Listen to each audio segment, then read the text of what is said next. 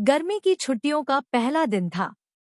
पीहू अपने कमरे में गुड़ियों के साथ खेल रही थी और टिंकू टैबलेट पर वीडियो गेम खेल रहा था। तभी मम्मी मुस्कुराते हुए कमरे में आई। उनके हाथ में कुछ टिकटें थी। उन्होंने खुश होकर कहा, बच्चों, तैयार हो जाओ। टिंकू ने पूछा, क्यों? मम्मी ने हंसते हुए कहा, क्योंकि इस बार गर्मी की छुट्टियों में हम सब नानी के गांव जा रहे हैं। टिंकू और पीहू खुश हो गए और बोले, सच में मम्मी? लेकिन अगले ही पल टिंकू का चेहरा उतर गया और बोला, वहाँ वाईफाई होगा ना? मिट्ठू जोर से हंस पड़ा। पीहू ने पूछा, मम्मी, वहाँ रात को डर तो नहीं लगेगा? मम्मी ने प्यार से कहा, डरने की नहीं, वो गांव जादू की जगह है। और उन्हें बिल्कुल नहीं पता था कि इस सफर में उन्हें एक राज मिलने वाला है। अगली सुबह सब लोग बस से गांव के लिए चल दिए। खिड़की के बाहर बड़े बड़े खेत दिखाई दे रहे थे। पीहू सब कुछ देखकर खुश हो रही थी, लेकिन टिंकू बार बार अपना मोबाइल ऊपर उठा रहा था। अरे यार, यहाँ तो एक भी सिग्नल नहीं आ रहा। पापा हंस पड़े और बोले, बिना इंटरनेट के भी जिंदगी मजेदार होती है। टिंकू ने मुंह बना लिया। उधर टफी बस की सीट पर उछल कूद कर रहा था। तभी बस धीरे धीरे रुक गई। आ गया, मम्मी ने कहा। बस से उतरते ही सामने एक प्यारा सा घर था। आंगन में तुलसी का पौधा और दरवाजे पर खड़ी थी नानी। उनकी आंखें खुशी से चमक उठीं।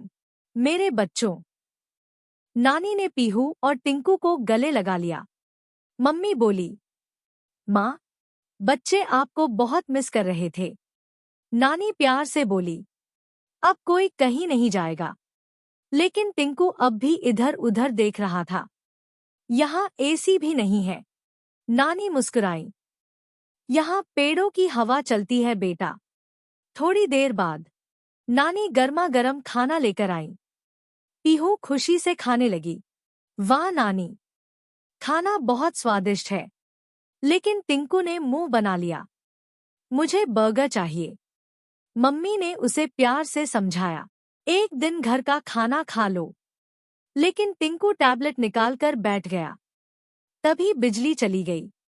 टिंकू चौंक गया और बोला, इसमें चार्जिंग नहीं है, अब टैबलेट कैसे चलेगा?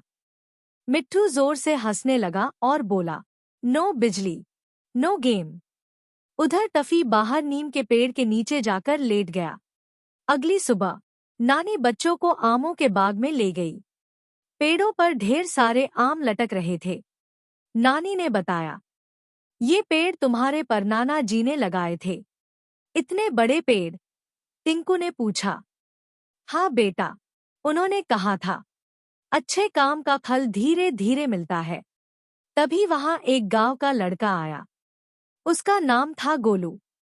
वो उदास लग रहा था। क्या हुआ? पीहू ने पूछा।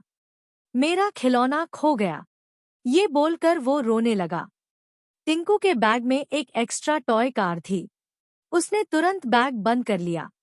मिट्ठू सब देख रहा था और बोला, शेयर करो शेयर करो। टिंकू चिढ़ गया। मिट्ठू, चुप रहो। फिर नानी ने पेड़ से एक आम तोड़ा और बोली, टिंकू, अगर मैं ये आम अकेले खाऊं तो मजा आएगा क्या? नहीं ना। लेकिन अगर सब मिलकर खाए तो अच्छा लगेगा। फिर नानी बोली, बेटा, चीजों की असली मिठास बांटने में होती है।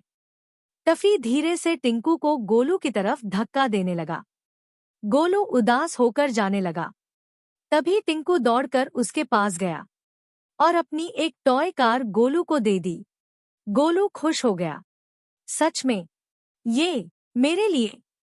टिंकू मुस्कुराया और बोला, हाँ, तुम्हारे लिए है। फिर गोलू ने उन्हें गिल्ली डंडा खेलना सिखाया। टिंकू पहली बार अपना टैबलेट भूल चुका था। ये तो वीडियो गेम से भी ज्यादा मजेदार है। गोलू हंस पड़ा। मम्मी दूर खड़ी बच्चों को देखकर मुस्कुरा रही थी। नानी से बोली, माँ, शहर में ये इतनी खुशी से कभी नहीं खेले। नानी मुस्कुराई, क्योंकि गांव बच्चों को फिर से बच्चा बना देता है। फिर शाम के वक्त सब लोग आंगन में बैठे थे। पीहू नानी की गोद में सिर रखकर बोली, नानी, क्या हम हर साल यहाँ आएंगे? नानी ने मुस्कुराते हुए कहा, ये घर हमेशा तुम्हारा है। टिंकू बोला, नानी, मुझे अब वाईफाई की याद नहीं आ रही। सब हंस पड़े। उसी समय अचानक बरगद के पेड़ के पास एक चमकती हुई रोशनी दिखाई दी। पीहू डर गई। मम्मी, वो क्या है? नानी बोली, लगता है गांव का पुराना राज फिर जाग गया। सब चौंक गए।